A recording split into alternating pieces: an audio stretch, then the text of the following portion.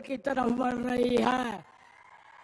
भाइयों, 8 तारीख को जब रिजल्ट आएंगे, कांग्रेस पार्टी सुपड़ा साफ हो जाएगा।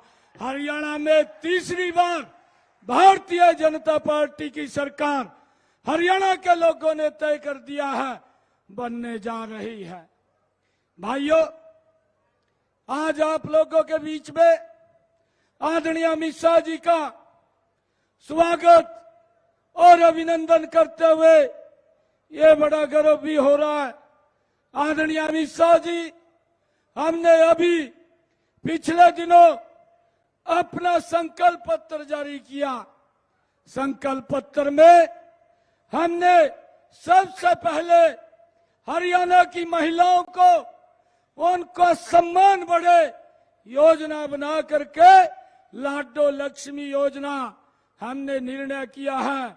8 अक्टूबर के बाद हमारी बहनों को 2100 रुपया महीना देने का निर्णय ये हमारी सरकार ने संकल्प पत्र में लिया है। आदरणीय अमित शाह जी, मैं आपको आज एक वाक्य से अवगत कराना चाहता हूं। हमारे इस करनाल जिला से कांग्रेस के प्रत्याशी असंध क्षेत्र से जो चुनाव लड़ रहे हैं, खुलेआम मंच के ऊपर इस बात की चर्चा कर रहे हैं कि हमारी सरकार बन रही है। सबसे पहले मैं अपना घर भरूंगा और फिर अपने नजदीक के लोगों का भरूंगा। उनको जनता से कोई सरोकार नहीं है। आदरणीय अमित शाह जी, उनकी जो सोच है वो सोच 2014 से पहले जिस प्रकार से हरियाणा को उनका शासन झूठ, लूट और भाइयों झांसे की राजनीति करते थे, वही प्रतीत होता है। परंतु हरियाणा के लोग अब मान बना चुके हैं, कांग्रेस का ना झूठ चलेगा और ना उनका झांसा चलेगा और लूटने का तो कोई मतलब नहीं है जब हरियाणा की हमारी जागरूक जनता बैठी है। हरियाणा आपके साथ मिलकर के, आदरणीय मोदी जी के साथ मिलकर के विकास की नई ऊंचाइयों को छूने के लिए तीसरी बार तैयार है। हरियाणा ने मन बनाया है, तीसरी बार भारतीय जनता पार्टी की हरियाणा में सरकार बन रही है। आप यहाँ आए हैं, मैं पुनः सभी इंद्री के कार्यकर्ता, हमारे देवतुल्य यहाँ की जनता, उनकी तरफ से और हरियाणा की जनता की तरफ से आपका मैं अभिनंदन और स्वागत करता हूं। एक जोरदार जयकारे के साथ भारत माता के बहुत बहुत धन्यवाद।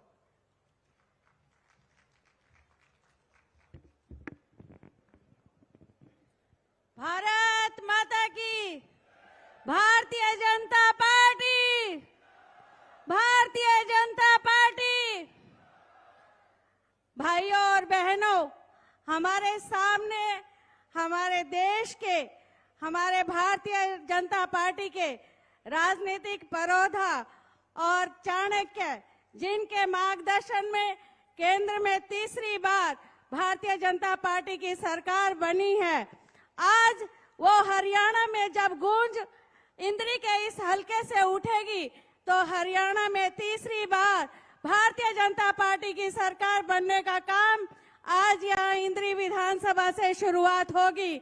आज आपके मार्गदर्शन में जिस तरह से न केवल हमारी सीमाएं सुरक्षित है, परंतु हमारे देश में भी आंतरिक सुरक्षा हम महसूस करते हैं। ऐसे हमारे राजनीतिक के प्रौधा आदरणीय श्री अमित शाह जी का मैं यहाँ स्वागत अभिनंदन करते हुए उन्हें सम्मानित मंच पर आमंत्रित करती हूँ। उनका मार्गदर्शन मिलेगा और तीसरी बार एक कमल का फूल जब हरियाणा में खिलेगा, जिससे हरियाणा महकेगा। आदरणीय अमित शाह जी।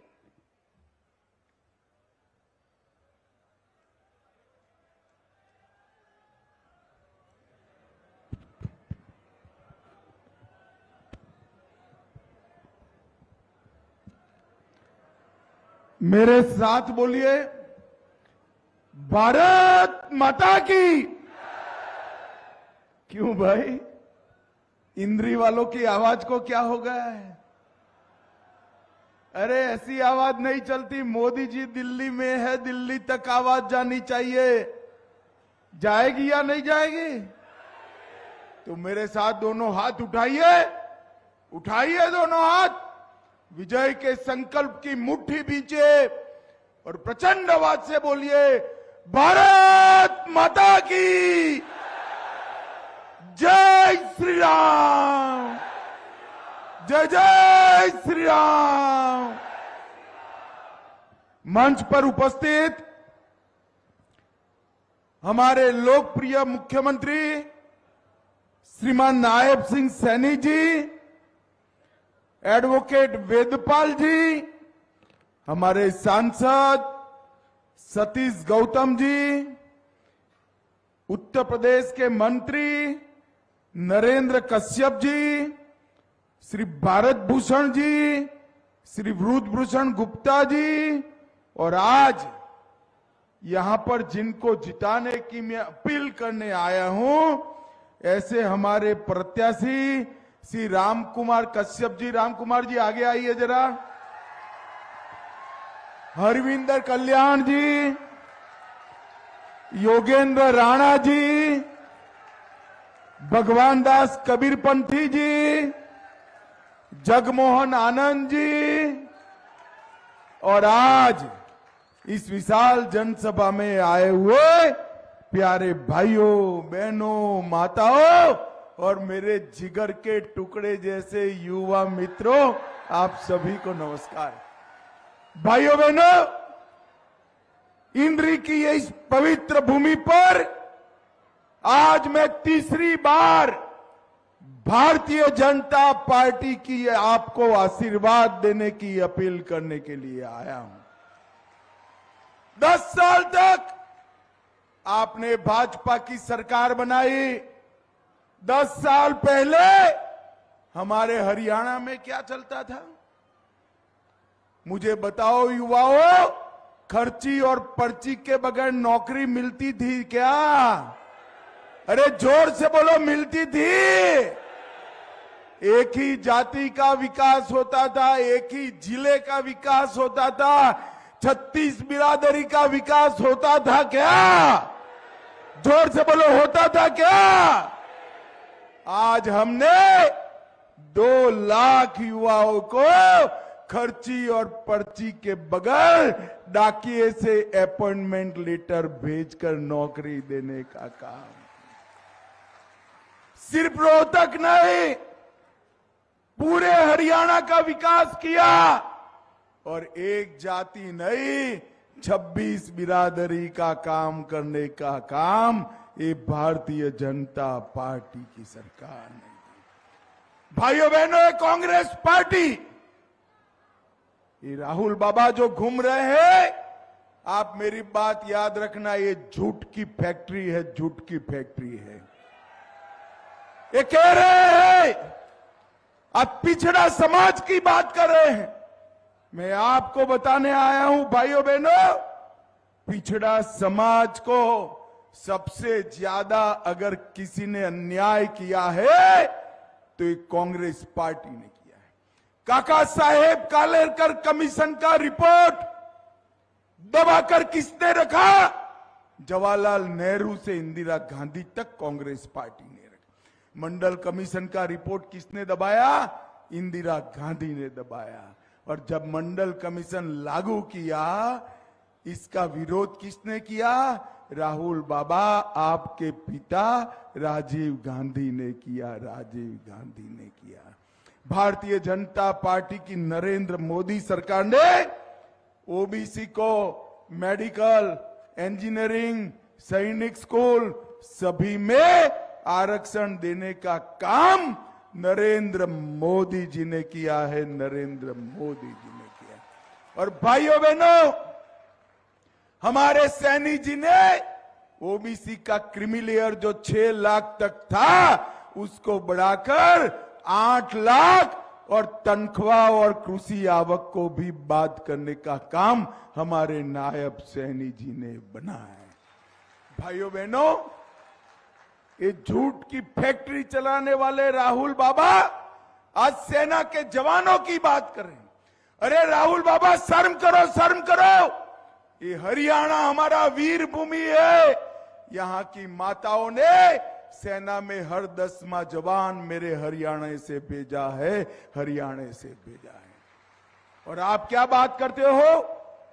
40-40 साल तक 1 रैंक 1 पेंशन किसने रोक कर रखा? इंदिरा गांधी, राजीव गांधी, सोनिया गांधी 40 साल राज करे, आपने 1 रैंक 1 पेंशन नहीं दिया। हरियाणा वालों, आपने 14 में मोदी जी को प्रधानमंत्री बनाया, 15 में 1 रैंक 1 पेंशन देने का काम नरेंद्र मोदी। और भाइयों बहनों, ये झूठ बोलते हैं अग्निवीरों के लिए कि अग्निवीरों से युवा बेकार हो जाएंगे। मैं आपको बताता हूं, हमारे संकल्प पत्र में हमने तय किया है हरियाणा के एक एक अग्निवीर को भारत सरकार और हरियाणा सरकार पक्की पेंशन वाली नौकरी देने का काम करेंगे। अग्निवीर युवाओं को बेरोजगार करने की योजना नहीं है। अग्निवीर हमारी सेना की आयु कम करने की योजना है। 4 साल तक वहां काम कर 30 लाख का एफडी लेकर जब युवा आएगा, लाल जाजम बिठाकर उसको सीआरपीएफ, बीएसएफ, आईटीबीपी, एसएसबी और हरियाणा सरकार में नौकरी देने का काम भारतीय जनता पार्टी करेगी। भारतीय जनता पार्टी। भाइयों बहनों, मैं पूरे हरियाणा में घूम कर आ रहा हूं, माहौल देखा है मैंने। हरियाणा में भाजपा की सरकार बनने वाली है, हैट्रिक लगने वाली है, हैट्रिक लगने वाली है। कमल खिलने वाला है। हमारे कुछ प्रत्याशी इधर उधर निर्दल खड़े रहे हैं, उनकी चिंता मत करो, चुनाव के बाद हम ले लेंगे। वोट तो देना है, कमल के निशान पर वोट देना है। आपका वोट बिगाड़िएगा मत। मैं आपको कहता हूं, आपका वोट मत बिगाड़िएगा। राहुल बाबा अभी अभी अमेरिका जाकर अंग्रेजी में बोलकर आए हैं कि हम आरक्षण समाप्त कर देंगे। मुझे बताओ भाई, एससी का, एसटी का, हमारे पिछड़े वर्ग का और जो सवर्ण वर्ग है उसके गरीबों का आरक्षण समाप्त करना है क्या? जोर से बोलो, करना है क्या? ये राहुल बाबा क्या कर रहा है अंग्रेजी में? वो मानते हैं कि हम अंग्रेजी में बोलेंगे तो हरियाणा वालों को समझ में नहीं आता। उनको मालूम नहीं है हम भाजपा वाला हिंदी कर कर बता देंगे हरियाणा वाले को। भाइयों बहनों, क्या कर आए हैं कि विकास हो चुका है पिछड़ों का, ओबीसी का विकास हो चुका, दलितों का हो चुका, गरीब जो सारे थे सवर्ण उनका भी विकास हो चुका, उनको आरक्षण की जरूरत नहीं है। अरे राहुल बाबा, आपकी तीसरी पीढ़ी भी आरक्षण समाप्त नहीं कर पाएगी। ये भारतीय जनता पार्टी का गारंटी है। भाइयों बहनों, अभी जम्मू कश्मीर में चुनाव चल रहा है। राहुल बाबा वहां पर जा रहे हैं और क्या कह रहे हैं? हम धारा 370 वापिस लाएंगे और कह रहे हैं कि ये जो तिरंगा फहर रहा है ना, इसके साथ साथ कश्मीर का अलग झंडा भी बनाएंगे। मुझे मन से बताना इंद्री वालों, ये कश्मीर है वो भारत का है या नहीं है? जोर से बोलो, है या नहीं है? 370 वापिस चाहते हो क्या? जोर से बोलो, चाहते हो क्या? अरे झंडा कैसे हो सकता है कश्मीर में दूसरा? राहुल बाबा, आपकी ताकत नहीं है। कश्मीर में फहरेगा तो मेरा प्राण से प्यारा तिरंगा फहरेगा और कुछ नहीं फहरेगा। भाइयों बहनों, एक कांग्रेस पार्टी तुष्टीकरण करने में पीछे मुड़कर नहीं देखती। पहले कांग्रेस की सरकारें आती थी, विकास होता था क्या? विकास नहीं होता था। डीलर, दलाल और दामाद की सरकारें चलती थी। और अभी भी ये दामाद को खुश करने में पड़े हैं। और भाइयों बहनों, इनकी सरकार आ गई तो अभी अभी हमारे सीएम साहब ने बताया, कांग्रेस के प्रत्याशी कहने लगे हैं पहले मेरा घर नया बनाऊंगा, फिर मेरे सपोर्टर का बनाऊंगा, फिर मेरी पार्टी वालों का बनाऊंगा। तो इंद्री वालों, आपका कब बनेगा बताओ भाई? इनका उद्देश्य हरियाणा के युवा को काम पर लगाना नहीं है, अपने दामाद का घर भरने का है, घर भरने का है। भाइयों बहनों, इनको गलती से भी घुसने मत देना।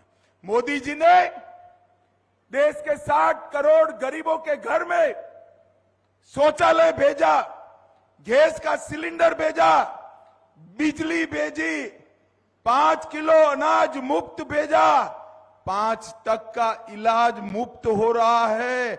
और आप हमारे नायब सैनिक को फिर से मुख्यमंत्री बना दो, 5 की जगह 10 लाख का इलाज मुफ्त कराने का हम काम करेंगे। और भाइयों बहनों, इंद्री वालों बड़े भोले हो आप, 10 लाख में ताली बजा दिए ना, बजा दिए ना। अब मैं बताता हूं, 10 लाख नहीं, घर में अगर 70 साल से बड़ा कोई बुजुर्ग है तो 10 की जगह 15 लाख तक का इलाज मुफ्त होगा, 15 लाख तक का। भाइयों बहनों, हमने तय किया है कि किसानों को जो 6,000 रुपया देते हैं उसको हम अब 6,000 की जगह 10,000 तक भेजने का काम करेंगे। ये माताएं बहनें यहां बैठी है, आप चिंता मत करो, गैस के सिलेंडर का दाम जो हो जाए, हरियाणा की माताओं बहनों को 500 रुपये में गैस का सिलेंडर हमेशा मिलेगा। इसके साथ साथ हरियाणा की हर माता बहनों को 2100 रुपये का चेक हमारे नरेंद्र मोदी जी भेजेंगे। नरेंद्र मोदी जी भेजेंगे हर महीना 2100 रुपये का चेक नरेंद्र मोदी जी भेजेंगे। और भाइयों बहनों, कांग्रेस विकास कैसे करेंगे?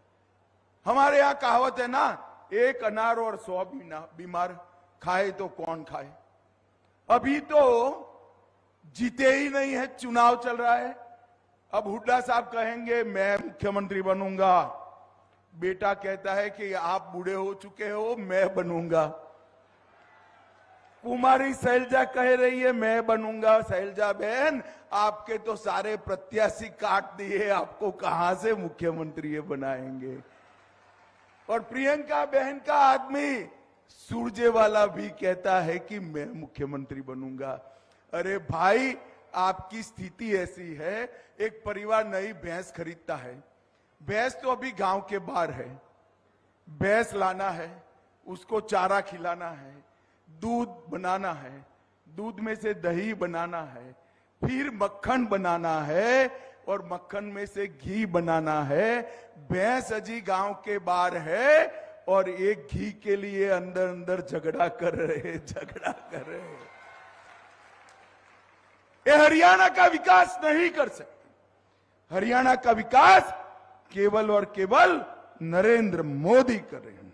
भाइयों बहनों, मैं आपको बताने आया हूं, ये राहुल बाबा झूठ बोलने की फैक्ट्री है। एमएसपी करते हैं। राहुल बाबा, एमएसपी का पूरा अर्थ मालूम है क्या? मालूम है क्या? रबी में कौन सी फसल होती है, खरीफ में कौन सी फसल होती है, मालूम है क्या? क्या एमएसपी करते हो? मैं बताने आया हूं, पूरे देश में कांग्रेस की कई राज्यों में सरकार है, एक भी राज्य 24 फसलों को एमएसपी पर नहीं खरीदता। हमारा नायब सिंह सैनी अकेला 24 फसलों को खरीदता है। भाइयों बहनों, धान का भाव उन्होंने 1310 रखा था, हमने 2300 करा और सैनी जी को मुख्यमंत्री बना दो, हम 3100 रुपया धान खरीदने का काम करेंगे। गेहूं का भाव उन्होंने 2200 1400 रखा था, मोदी जी ने 2275 करा। बाजरा 5600 रुपया करा और सरसों भी 5700 रुपये में खरीदने का काम ये भारतीय जनता पार्टी कर रही है। मैं हरियाणा में जहां जहां जा रहा हूं, अभी महेंद्रगढ़ से आया, मुझे बाजरा दिया। मैंने बोला बाजरा क्यों दिया भाई? कि हमारा बाजरा कभी सरकार परचेज नहीं करती थी, आपकी सरकार ने ये दाम बढ़ाकर बाजरे वालों को निहाल कर दिया, सरसों वालों को निहाल कर दिया। भाई हम भावांतर भी देते हैं और धान से तिलहन दलहन पर आते हैं तो 4000 रुपया प्रति हेक्टर भी देते हैं। भाइयों बहनों, आपको मैं बताने आया हूं, भारतीय जनता पार्टी की सरकार अगले 5 साल में 5 लाख नौकरियां देने वाली है। कितनी भाई बोलो तो? अरे जोर से बोलो, और जोर से बोलो, कितनी? और मैं गारंटी देकर जाता हूं, अपॉइंटमेंट लेटर देने के लिए कोई दलाल नहीं आएगा। डाकिया मेरी मां से 51 रुपया सगुन का लेकर बेटे व बेटी को नौकरी का सर्टिफिकेट देकर, कोई खर्ची नहीं, कोई पर्ची नहीं, कोई सिफारिश नहीं, कोई रिश्वत नहीं, कोई इंटरव्यू नहीं। हम पारदर्शिता के साथ 5 लाख लोगों को नौकरी देने का काम हम करेंगे। भाइयों बहनों, आज मैं जब यहां पर आया हूं तब 10 साल में बासमती चावल का देश का सबसे बड़ा निर्यातक हरियाणा बना है। और अभी अभी बासमती चावल के निर्यात में जितनी भी अड़चनें थी वो क्लियर कर दी है। जितना का जितना बासमती चावल है वो सारा का सारा ऊंचे दाम में दुनिया की मंडियों में भारत सरकार भेजने वाली है। गांव में लाल डोरे में मालिकाना हक हरियाणा ने दिया, पढ़ी लिखी पंचायतें हरियाणा ने दी, माताओं बहनों को 50% का आरक्षण हरियाणा ने दिया, सभी घरों में गैस का सिलेंडर हरियाणा ने पहुंचाया, सभी घरों में शौचालय 10 साल में भारतीय जनता पार्टी में पहुंचाया, खर्ची पर्ची के बगैर नौकरी दी और हमने किसानों को 2-2 हजार 4-4 हजार मुआवजा भी ज्यादा बारिश का देने का काम हमारी नायब सिंह सैनी की सरकार ने किया। भाइयों बहनों, पीएम किसान के तहत करनाल के 51,000 किसानों को 200 करोड़ की सहायता की। किसान मानधन योजना में 1200 किसान पंजीकृत हो गए हैं। आरोग्य योजना में 8 लाख लोगों को करनाल में 5 लाख तक का इलाज मुफ्त मिल रहा है और 761 करोड़ से मेडिकल कॉलेज की स्थापना की है। 200 करोड़ से 85 किलोमीटर लंबा जींद करनाल हाईवे बना दिया। पीएम स्वनिधि के तहत 80 लाख रुपया हमने रेडी पटरी वालों को दिया और आने वाले 5 साल में करनाल में